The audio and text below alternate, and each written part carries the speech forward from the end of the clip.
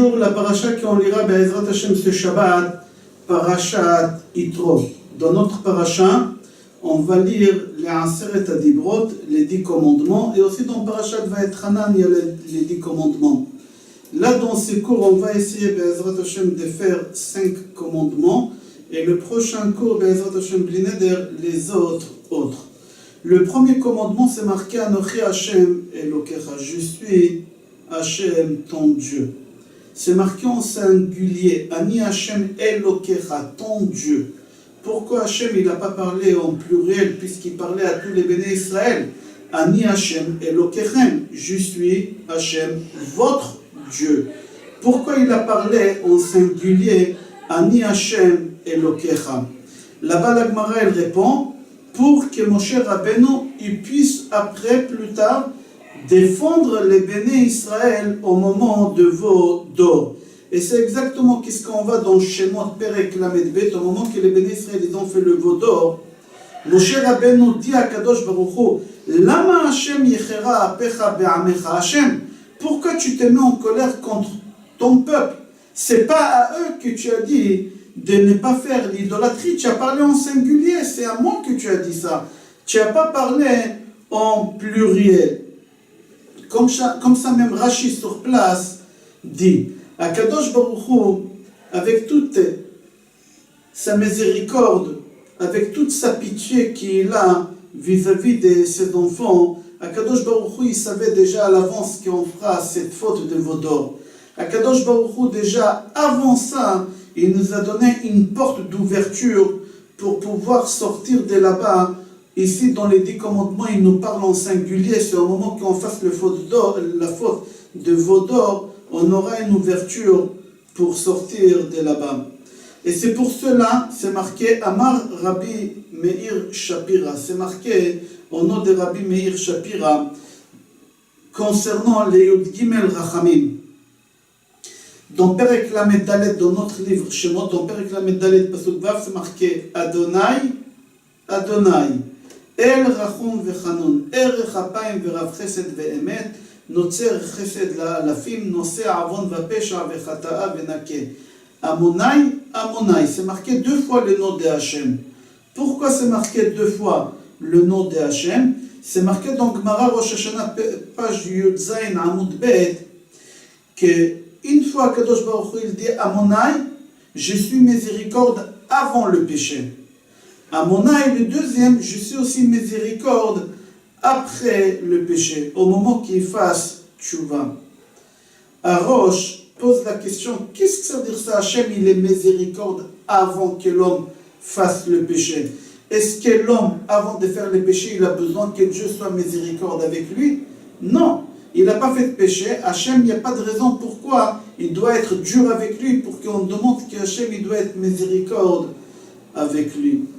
Rav Meir Shapira répond, et il dit oui, on a besoin qu'Hachem soit miséricorde avec nous avant le péché. Pourquoi? Parce que avant qu'on fasse le péché, si Hachem il n'est pas miséricorde avec nous, on n'aura pas une porte d'ouverture au moment qu'on voudra faire tchouva. Alors, avant qu'on fait déjà le péché, Akadosh Baruch Hu, il est miséricorde avec nous et il nous donne déjà une ouverture pour s'en sortir des péchés qu'on a fait. Et c'est exactement ce qu'Hachem il a fait avec Béné Israël pour le Vaudor. Akadosh Baruch Hu, au moment qu'il nous a donné les 10 commandements, il a parlé en singulier. Pourquoi?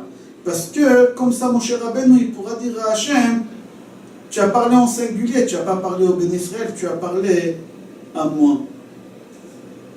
Deuxième commandement, c'est marqué Lota Aselecha, Pesel, etc. Asher Bashamayim Mimal, ve Asher Baaretz Mitachat. Qu'est-ce que ça veut dire ça, Asher Bashamayim Mimal, ve Asher Baaretz Mitachat? Le Ben Ishraï, il donne une parabole extraordinaire pour comprendre. Un jour, il y a un homme riche qui avait un employé. Et cet homme, il a dit à son employé, tu vois, il y a une échelle sur le mur de la maison, va casser cette échelle-là. Pourquoi? Parce qu'après des enfants, ils vont monter en haut sur le toit, ils vont tomber, c'est dangereux. Le serviteur, il était un peu simple d'esprit, qu'est-ce qu'il fait? il monte sur la deuxième marche de l'échelle et il casse la première marche. Il monte sur la troisième et il casse la deuxième. Il monte sur la quatrième et il casse la troisième. Et comme ça, jusqu'à qu'il a cassé toute l'échelle, il s'est retrouvé sur le toit. Il a commencé à appeler son patron, au secours, au secours. Le patron, il vient, il comprend qu'est-ce qu'il fait. Il lui dit, mais dis-moi, tu es bête. C'est pas comme ça qu'il fallait faire. Il fallait monter en haut, casser en haut, la première et descendre, descendre, descendre. Comme ça, tu aurais cassé, tu t'aurais retrouvé en bas. Il a dit, patron, j'ai compris, la prochaine fois, je sais quoi faire. Quelques mois après, ce patron-là, il a dit à son serviteur, regarde, dans le puits, il y a une échelle. C'est dangereux, les enfants, ils peuvent descendre en bas. Va casser cette échelle. Alors lui, simple d'esprit, il a dit, j'ai compris dès la dernière fois qu'il faut toujours commencer par en haut. Alors je vais commencer par en haut. Et il est rentré dans le puits. Et la première marche, il a commencé à la casser, descendre, casser, descendre, jusqu'à qu'il a cassé toute l'échelle. Il s'est retrouvé en bas coincé, il ne peut pas sortir. Il appelle son patron, au secours, au secours. On dit c'est exactement qu'est-ce qui est l'homme, ça fait rire, mais c'est exactement qu'est-ce qu'on fait nous avec la parnassa. Et c'est ça qu'est-ce qu'Akadosh Baruch Hu il a dit dans ce commandement-là. Que c'est une avoda zara au moment que tu regardes en haut, au moment que je te dis qu'il faut regarder en bas. Et c'est une avoda zara au moment que tu dois regarder en bas et toi tu regardes en haut. Et quand est-ce qu'on fait ça? Tout ce qui est spirituel, nous on doit s'aspirer pour monter en haut. Et on doit prendre l'exemple de qui des plus hauts que nous pour essayer de les dépasser ou d'arriver au moins à leur niveau. Mais nous, qu'est-ce qu'on fait? On regarde les gens moins religieux que nous, moins spirituels que nous, et on dit ça va, ça nous console, je suis mieux que celui qui est bas. Non, c'est une erreur. Il fallait commencer en haut, il fallait aspirer vers le haut. Et toi, tu t'aspires vers le bas, c'est une erreur. Donc, tout ce qui est spirituel, il faut aspirer vers le bas. Il faut regarder celui qui est mieux que toi et essayer de le dépasser. Et dans le matériel, tu dois être le contraire. Il faut regarder ton niveau, comment tu vis, et regarde celui qui est moins que toi, comment il vit. Et de te satisfaire et de remercier Hachem pour toi. Mais nous, dans le matériel, qu'est-ce qu'on fait? On fait le contraire. On regarde celui qui est mieux que nous, qui a plus que nous. Et on essaye d'aspirer, de le dépasser ou de l'arriver. Et c'est une erreur. Et ça s'appelle Avoda Zara. Le troisième commandement, c'est marqué Lo tisa et Shem Hashem Elohecha lashav. Ki lo inake Hashem. Dans le troisième commandement, c'est marqué qu'il ne faut pas prononcer le nom de Hashem en vain. Et si tu prononces le nom de Hashem en vain, je ne te pardonnerai pas. Comment c'est marqué Lo yenake, je ne pourrai pas effacer ton péché. C'est-à-dire quoi, je ne pourrai pas effacer ton péché? Rav Meir Mipre Mishlan dit, pourquoi dans tous les commandements, ce n'est pas marqué que je ne pourrai pas effacer ton péché, uniquement sur ce commandement-là, qu'il ne faut pas prononcer le nom de Hachem en vain, c'est marqué que je ne pourrai pas effacer ce péché. Ce péché, il restera à toujours. Pourquoi? Il répond, il dit qu'au moment que l'homme fait un péché sur terre, alors le soir, quand il dort, il y a une main qui écrit le péché qu'elle a fait, cette personne. Au moment que l'homme fait tchouva, alors on l'efface. On prend une gomme, Hachem il prend une gomme, et il efface qu'est-ce qu'on a fait, et on ne te rappelle rien. C'est comme si tu n'as rien fait, tu es pardonné. Mais il y a un péché qu'on ne peut pas l'effacer. C'est au moment que tu prononces le nom de Hachem en vain, alors on écrit là-bas, il a prononcé le nom de Hachem, on écrit le nom de Hachem. Le jour que tu veux faire tchouva, on ne peut pas effacer, parce qu'on n'a pas le droit d'effacer le nom de Hachem. Alors c'est le seul péché qu'on ne pourra jamais te pardonner, qu'on ne pourra jamais l'effacer, pour la simple raison qu'on n'a pas le droit d'effacer, alors ça va rester dans le livre des souvenirs tout le temps. Le quatrième commandement, c'est marqué Zachor et Yom HaShabbat, les 4 jours. Chachamim disent dans Gemara Shabbat, page Kuf Yutret Amud Aleph, tout celui qui a un plaisir énorme de Shabbat, alors Akadosh Baruch Hu l'atid lavo noten lo nachala beli metzarim. Akadosh Baruch Hu il lui donne un plaisir sans frontières quand le Mashiach il viendra. Il faut savoir que dans le Talmud Shabbat, il y a là-bas 24 chapitres. Pourquoi 24 chapitres? Pourquoi 24 chapitres? Il y a plusieurs raisons. La Gemara dit que pour décorer une kala une mariée, il faut la décorer avec 24 couronnes. Et Shabbat, c'est la Kala, Shabbat Kala. Alors c'est pour ça qu'il y a 24 chapitres, parce que c'est des couronnes. Chaque chapitre, c'est une couronne. On a couronné Shabbat avec 24. On a décoré Shabbat avec 24 couronnes. Encore on répond, parce que dans la Torah, il y a 24 livres. Il y a Bereshit, Shemot, Vayikra, Bamidbar, Dvarim, il y a Shmuel, Aleph, Shmuel, Bet, il y a Melachim. Il y a 24 livres dans la Torah, dans les écrits et dans les prophètes. Il y a 24 livres. Il y a 24 heures dans la journée de Shabbat. Pour te dire, tout celui qui respecte Shabbat, c'est comme s'il a étudié chaque heure un livre de la Torah. Et si tu as respecté tes 24 heures de Shabbat, c'est comme si tu as étudié toute la Torah. Rav Zilberstein, Shlita, dit au nom d'Admor Miglesborg que dans Shabbat il y a 24 heures et chaque chapitre de Talmud de Shabbat c'est 1 heure de Shabbat. On dit que Shabbat, Mekor HaBeracha, que le jour de Shabbat c'est la source de la Beracha. Et chaque repas de Shabbat, il y a 3 repas Shabbat, chaque repas c'est 2 jours de la semaine. C'est-à-dire si tu fais le premier repas de vendredi soir, tu auras la bracha dimanche, lundi. Si tu fais le deuxième repas de Shabbat, mardi, mercredi. Et si tu fais le troisième repas, jeudi, vendredi. C'est-à-dire à partir du moment que tu es mit'anek sur Shabbat, tu as un plaisir matériel et aussi spirituel pour Shabbat, alors tu auras la bracha. Et le Zohar HaKadosh, pour renforcer ça, il dit comme c'est marqué, Im ta'azveni yom, yomaim ma'azvecha. Si tu me lâches une repas, 2 jours je te laisserai tomber. Si tu me laisses une journée, c'est-à-dire une repas dans la journée de Shabbat, je te laisserai tomber 2 jours de la semaine. On pose la question, on dit, dans l'étape de la loi, qu'est-ce qui est marqué là-bas? Zachor et yom ha-Shabbat lekatcho ou Shamor et yom ha-Shabbat?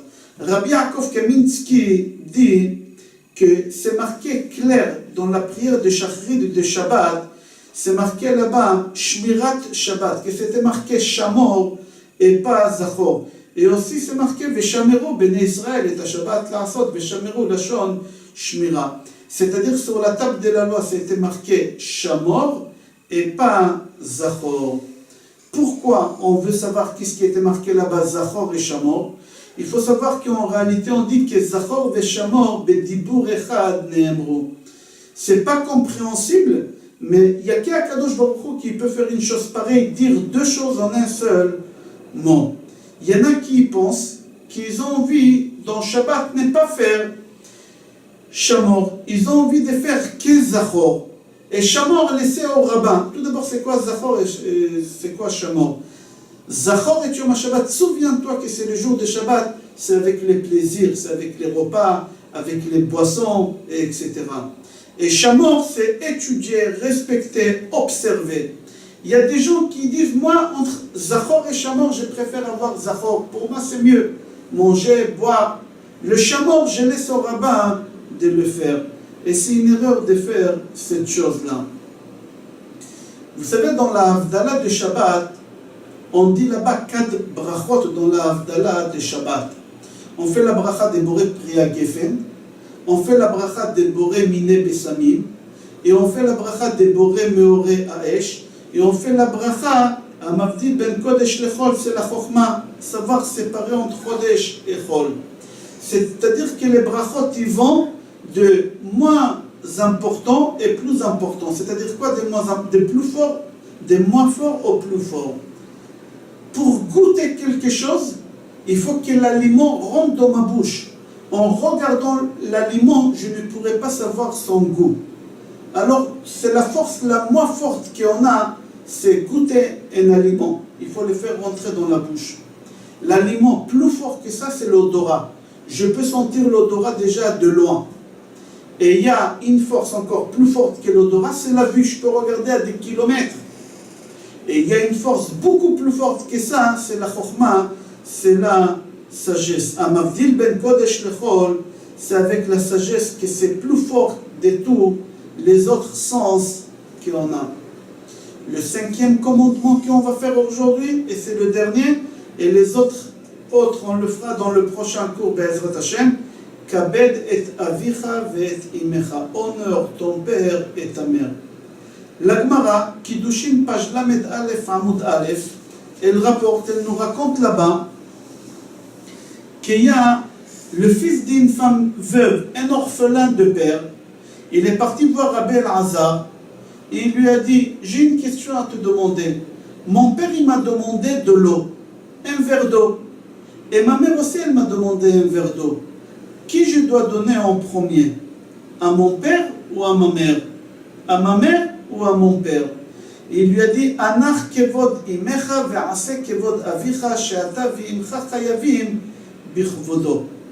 Il a dit: d'abord ton père et après ta mère. Pourquoi? Parce que ta mère aussi, elle doit respecter son mari et toi, tu dois respecter ton père. Il lui a répondu comme ça. Là-bas, la Gemara, elle raconte qu'après, il est parti voir Rabbi Yehoshua. Et Rabbi Yehoshua, il a compris tout de suite qu'il n'a pas son père, il a que sa mère. Et là-bas, la Gemara, elle raconte, il lui a dit: tu donnes à ton père et à ta mère à boire. Regardez la Gemara. On voit dans ce commandement-là, et c'est le seul commandement de tous les autres 10 commandements, qu'il y a la récompense, le salaire de cette mitzvah.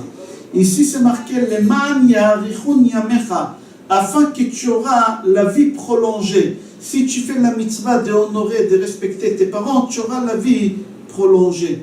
Pourquoi dans les autres commandements c'est pas marqué le salaire de chaque commandement? Le Chida, Rabbi Chaim Yosef David Azoulay répond que la Torah, elle savait déjà à l'avance qu'un jour, il va arriver une époque, c'est de notre époque qui parle, que le papa il devient copain avec son fils.